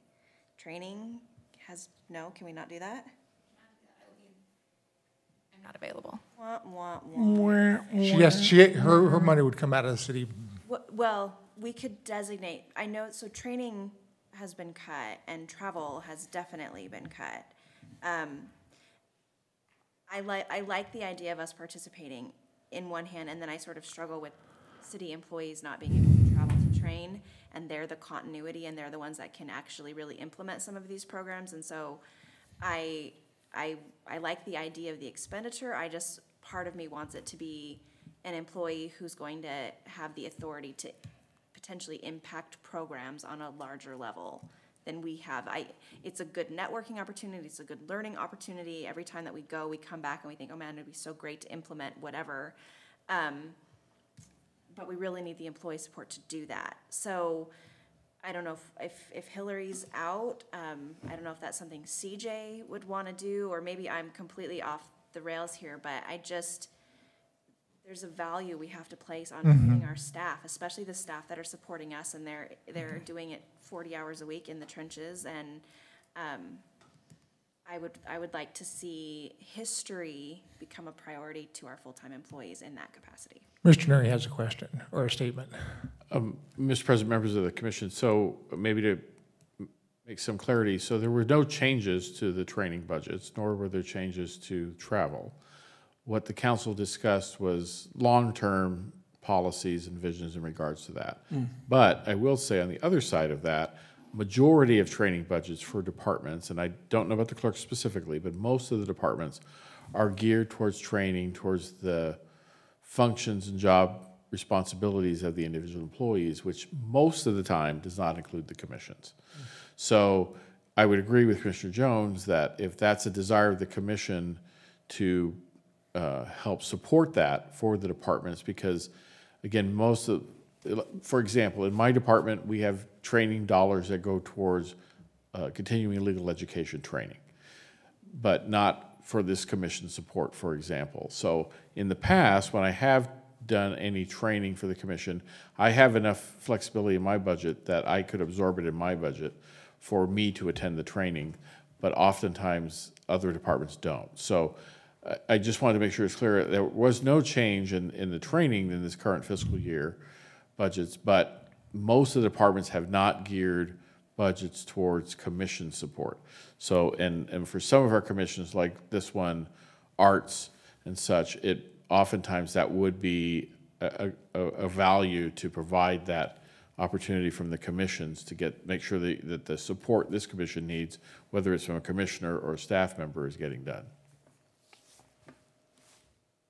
Commissioner Jones, Clarifying. question for you. When you went to Savannah, you were working for the city. So that came out of the clerk's budget. It did. Okay. It did. So that is a little bit tricky because back then we didn't have an art and culture specialist. So my role, part of what was in my job description was supporting this commission. And so continuing to remain current on everything that the industry is doing was critical to my job role. And that was part of my performance evaluation is how well I supported this. And that was in a pre-Hillary, a pre-art and culture specialist world where we didn't have a staff support person for that. Technically, the city clerk's job is to preserve the city's history. That's what they do. That's why they're in charge of all of the records and all of that. So, I don't know. I like the idea of us going, and if it's one of us, I'm okay with that too. There's something to be said about having an employee who can go to the mayor or who can go to a staff meeting and say, hey, I think this is a priority, and I learned something about, you know, San Francisco's history, and I'd love to see Meridian's history take off in this way. We have to continue to put a value on the work that we're doing, and council's always been very generous with our budget. But we have one employee who staffs us and staffs arts, and that's what I think 30% of her job, and she does a lot of other stuff outside of that. So I think helping to make sure that that staff person stays up on what the industry's doing is very valuable for us, and that they get that continuing education as well. And there's continuity in that. They're not appointed. Their terms aren't ending, theoretically. Mr. Neri, is there a mechanism in place within city budget or laws, whatever, that says HPC as a commission can pay for Hillary's trip to San Francisco if we so desire, or is that totally against the rules? Mr. President, members of the commission, I don't believe it'd be against any city policy. I mean, we have paid, again, we've paid for volunteer commissioners. We've paid from this commission's budget. We paid for Ms. Hill to go to Salt Lake, I believe, for award. So for the commission to recommend to the city to pay the expenditure towards an employee's training, I don't think violates any policy that I'm aware of. Does that answer your question? It does. Yes. Mr. President, Commissioner Evers? I also love that idea. I think it's a really, really smart thing. Not that I don't thoroughly enjoy San Francisco and would fall on the sword graciously for this commission, but I think it's much more valuable to have permanent staff be able to, not every year, but be able to take some of these things, get up to speed. I think it makes them more valuable in their support of what we do, and they are the 8 to 5 every single day that we benefit from. So I support that if we, in fact, have a staff member that's available. If I put my HR hat on for a minute, there's something to be said about investing in your employees in that capacity and making them feel valued, and that you really appreciate the work that they do by letting them grow professionally in that way. Ms. Blackstone? Let me make a couple text messages really quick. And if Hillary's not available, Well, and that was my question. I was going to ask what her availability is during that time frame. I think I would be coming back on the 12th or the 13th, after being gone from the evening of the 8th. Let me verify if that's what you guys would like to do. I will verify my personal schedule and verify the clerk's office coverage. We don't have to decide this tonight, though, do we? No. All right. No. Can we kick the can? They can, yeah. Let's- I'll just verify and Yes. let you guys Yeah, know. kick- if you have no desire to go and you are You're still going. thinking, I'm Congratulations. not invested in that capacity, Yeah. that's okay. It's either you or Bill It Neri, would so still get send- used I to would say it. we would send Bill or CJ would be Yeah, my next go I on agree. that, and get our city clerk Yep. interested in historic preservation. Bill's tired of us. He's not going. I would I love that city. San Francisco's great. I will verify my schedule. I originally thought the dates were when I was totally gone, but I think it would be right when I'd come back. I'm actually not allowed to travel in San Francisco, so I apologize. Another city you're banned from. Okay, I Can't will tell you check about this it. and I'll put it on the next agenda. Next agenda, thank you. Item C, digital scans of historical items. I continued this item from last month's discussion to see if there were any archival items that were chosen or selected or that needed to be shared, but I don't think we're there yet. We are not there yet. But we will be. We are, and I will give this to Hillary, and in fact, I'll forward it to her. I got an email from Lila, and it says, I know the library is interested in digitizing and could do it. Cost, question marks. Gretchen has mentioned it. Perhaps we need to investigate the possibilities, drawbacks, et cetera, and, a little more deeply. When I was at the ASSLH meeting in Salt Lake, a Utah company was interested in doing it but I think we need to learn more about who it would belong to. Copyright, I just don't know. Anyway, I know that's Lila's big concern is who owns it after it's digitized. So, Speaking for the library, Okay, fine. we had talked about digitizing things too, like through Unbound or whatever, but we also talked about maybe getting a BSU student or someone that would do that for us, do all the scanning and all that kind of fun stuff. So there's a lot of ways that it could maybe happen. and I think our concern is capabilities of scanning the larger items that we have downstairs, the big maps. I don't know if the Some of those plats are just they're huge, and the only way you're going to be able to scan them is in bits and pieces, and then they're chopped up, and then you have to reassemble them. So I think it's not to say the library couldn't do it, but it's not what you do. exactly. So Could our friend Brandon help with some of that? Is that maybe, it seems to have large-scale capabilities.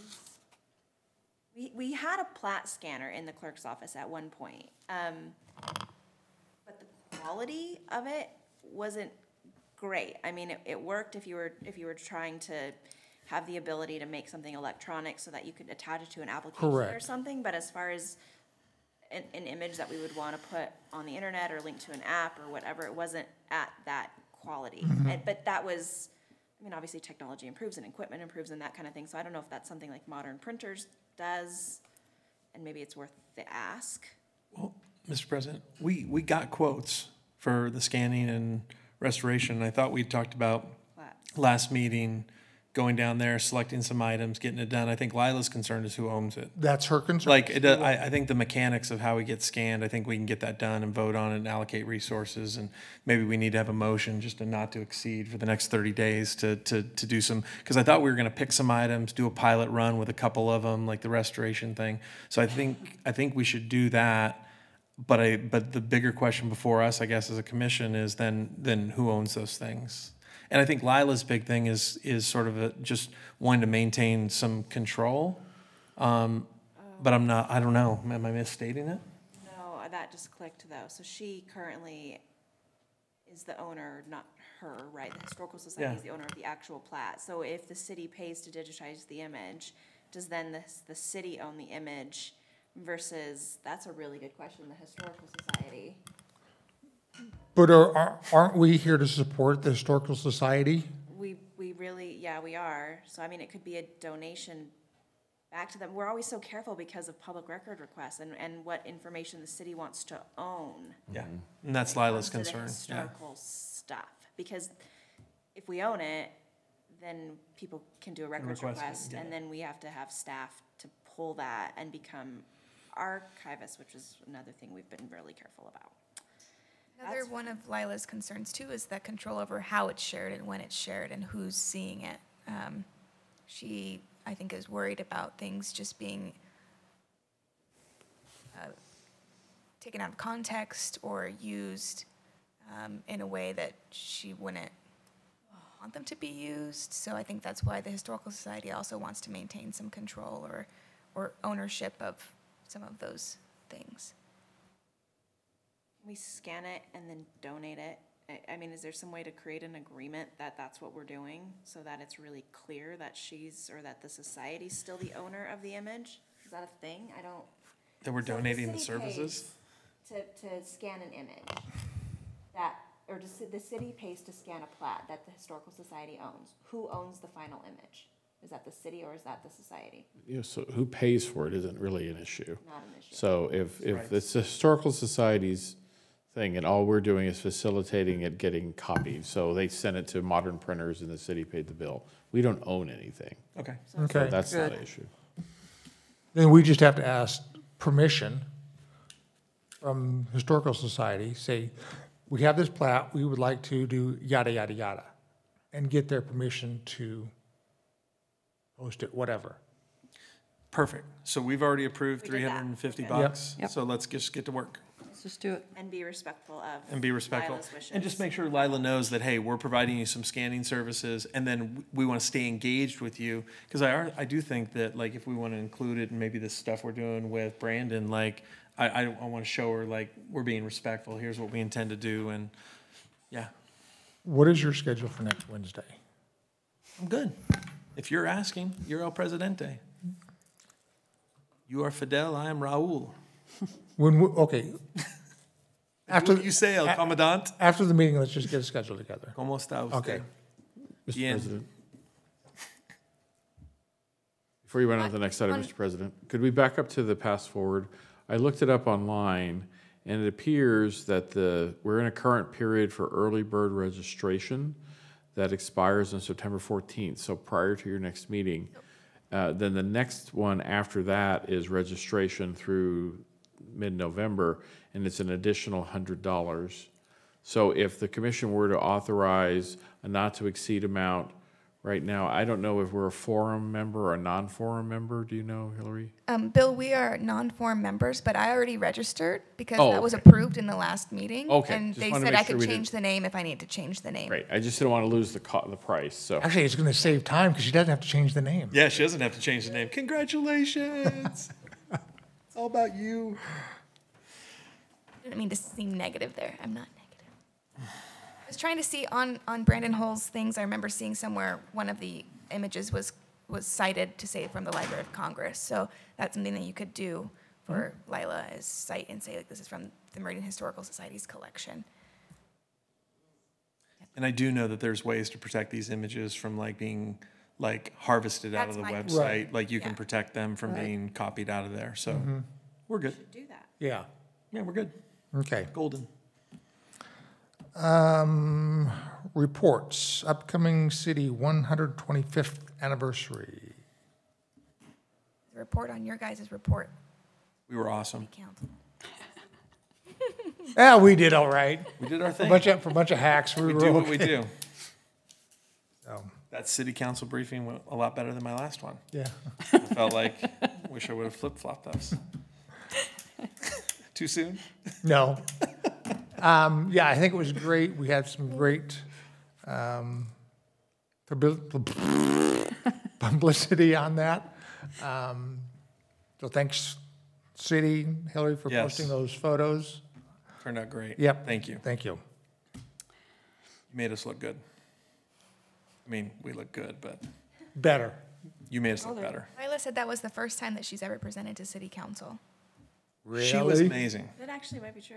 Oh, I got teary-eyed, so I don't know if you Find saw it in more the photos, reasons, like, yeah. but I was misting up when the mayor was reading that citation and giving it to Lila. Awesome. Good. Yep. Deserved that Yep. recognition. Very cool night. Yep. Current application, Verado West. It's an upcoming hearing. Oh, excuse me. Yes. In legal graces, is our legal person left? I think that's accurate. It's an Well, upcoming hearing, yes. let me see what it is posted as, because maybe it already has. That was a good I'm call. out, I'm You're out. right. Oh, no, September 14th. Okay, bye. Thank you, everyone. Thank you. Bye, Ann, Little Roberts. Have a great weekend. Later. At least it's our last item. Yes. Good timing, because I don't do well in the hall. No. Thank you. Have a great weekend. you. Thank You're you. welcome. Sorry, I forgot about that one. Gosh, You don't want to Good catch. ban it. Hillary. Thank you. Solid. Way to lawyer the heck out of that. Yes, you did. Bill pieced out. Wait till she gets out the outside door, she gets the sound is on. She can't hear it. Okay. Check The one, lobby's check off. two. All right. All right. So this one, Blaine, you sent this one to me, right? Yes, I did. 90 Locust Grove.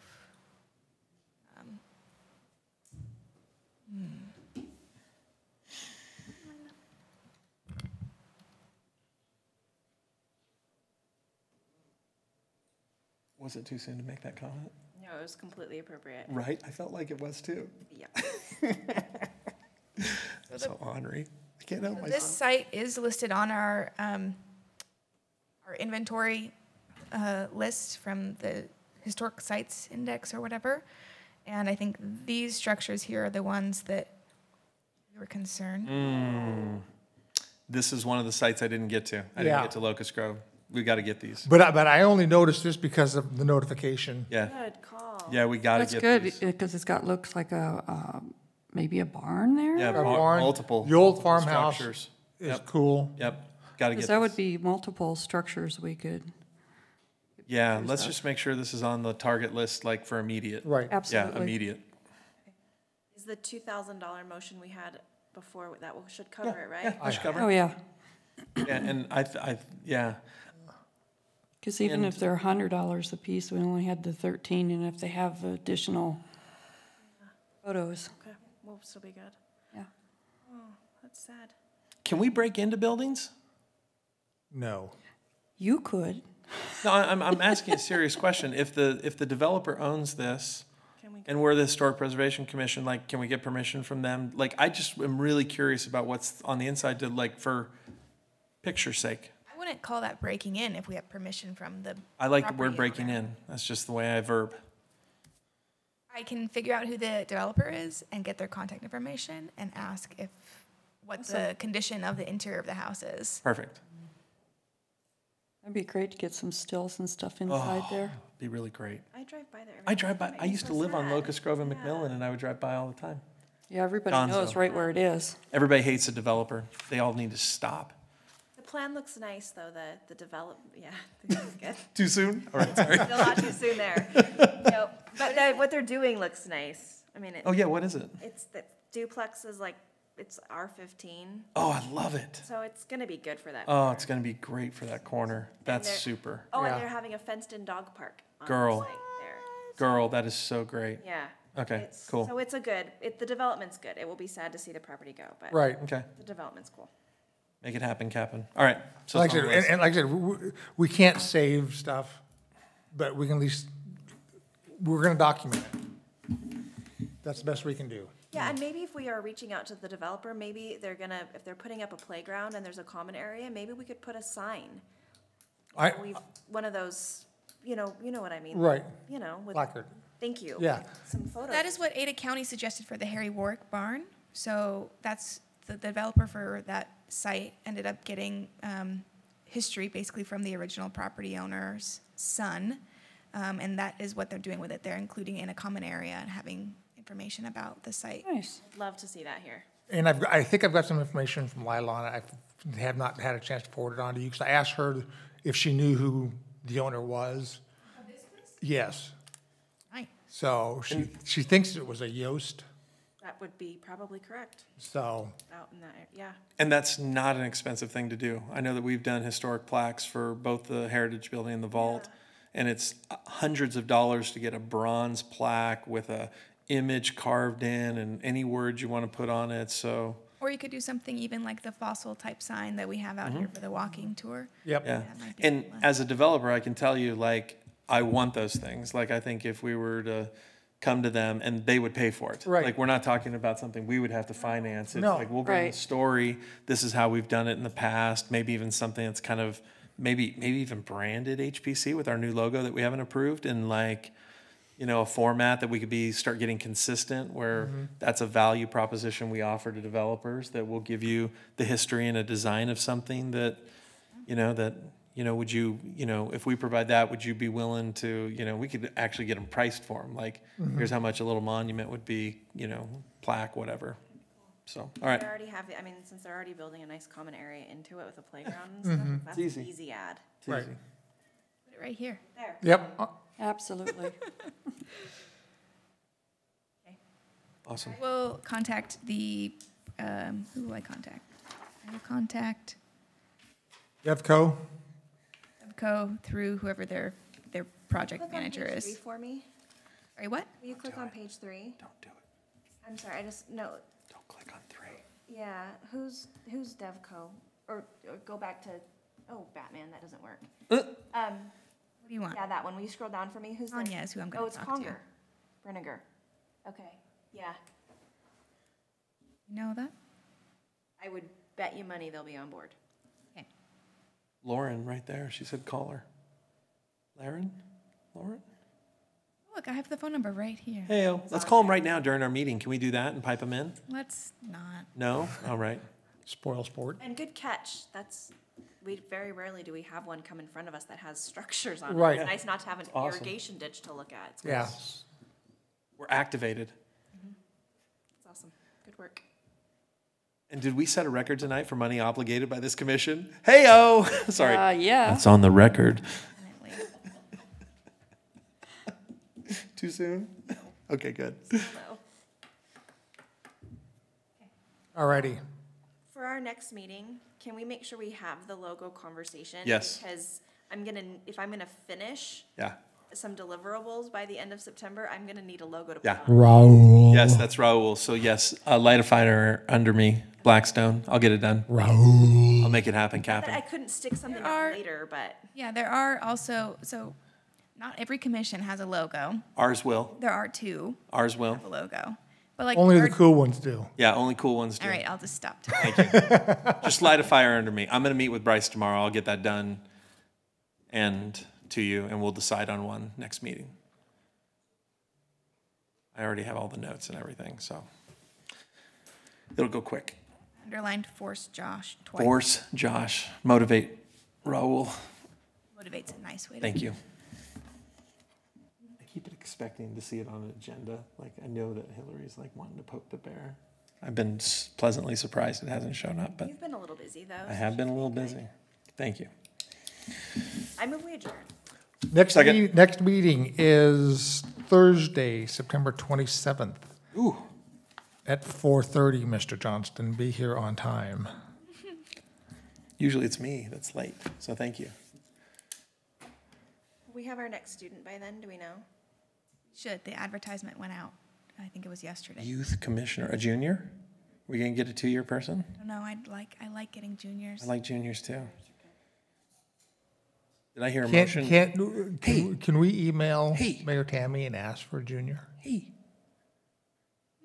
Possibly. I don't know that we can ask for age specific. Yes, we can. There's no ageism here.